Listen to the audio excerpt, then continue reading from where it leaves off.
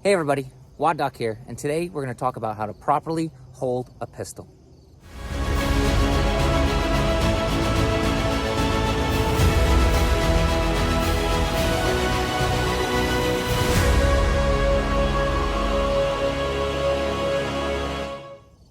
Okay, so when talking about how to properly hold a pistol, we need to define a couple terms. The first one is the master grip. The master grip is going to be your strong hand. In my case, it's my left hand.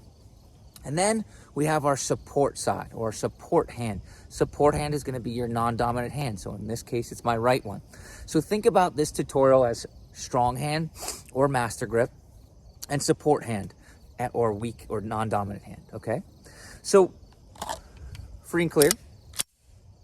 When I take my pistol, the first thing that I see that is done incorrectly or inconsistently, not always incorrectly, is how high we get into the back strap of the gun. Ideally, we're gonna take the web contact and place it as high into the back strap of the gun as we can.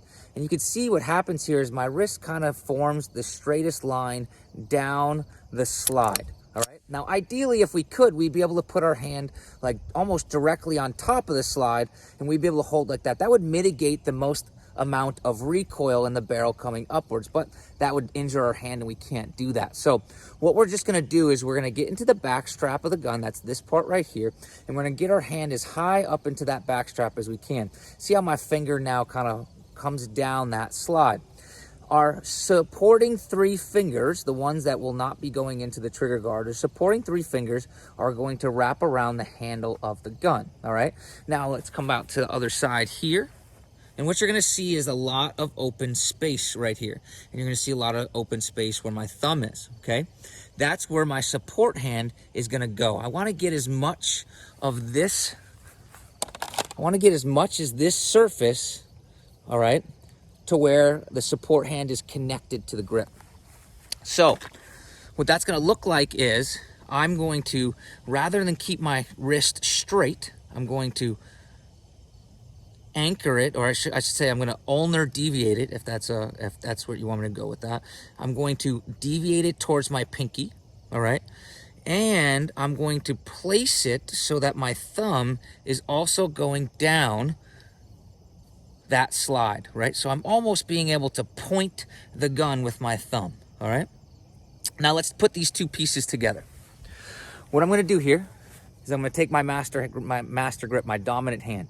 I'm gonna place it as high into that back strap as I can. I'm gonna take my three fingers and I'm gonna wrap them around the handle of the gun. I'm gonna come to the other side, all right? I'm gonna bring my non-dominant, my support hand over top of the three fingers that are on the handle. I'm gonna open this space so that I can get as much as that palm on, as much as that thenar process on as I can. And I'm gonna tilt my hand, or what we call ulnar deviate, or deviate towards the pinky side so that that thumb is going straight down the slide. Now from right there, I could bring this thumb, the master grip thumb, a little bit over if I want, or I could keep it directly on top. What I don't want to do is I don't want to ride it up all the way on top of the slide, because now as the slide reciprocates, I can cause me an injury. So I want it to be either equal, like even, or around.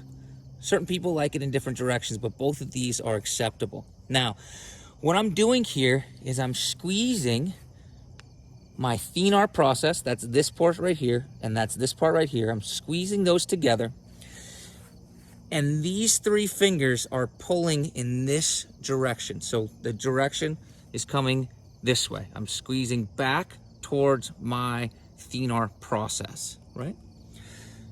Again, support hand comes over top, thumbs come straight down the slide, and you can see from a 365-degree area, there's pretty much no space that is not taken up on this handle. And guys, the better that you can make your hand work as one unit to support that handle, the more consistently you're going to be able to manipulate your firearm, and the more accurately. So I do hope this helps you out. I hope if you have any additional questions, you'll comment on the videos below. And until next time, we're always here, attempting to optimize function to optimize performance.